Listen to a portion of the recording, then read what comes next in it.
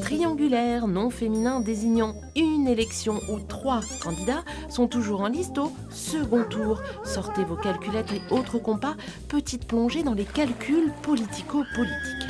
En matière électorale, la triangulaire est loin d'être la quadrature du cercle, sauf pour la présidentielle.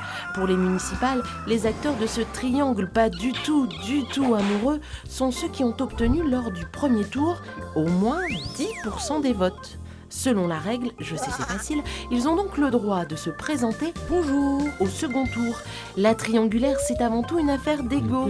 Dans cette course à 3 au mandat, il y en a au moins 2 qui ne veulent pas se désister. Vous avez demandé la police, ne quittez pas. Si les 3 parties du second tour se détestent, il y en a 2 qui se détestent encore plus.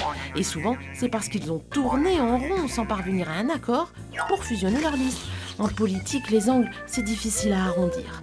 Le résultat d'une triangulaire, c'est rarement une équation à plusieurs inconnus. En général, elle propulse le troisième en ligne droite vers le mandat brigué. Les 2 autres s'annulant dans les urnes, c'est mathématique, ils font une croix sur la victoire. Il ne leur reste plus qu'à vivre une existence politique parallèle dans l'opposition.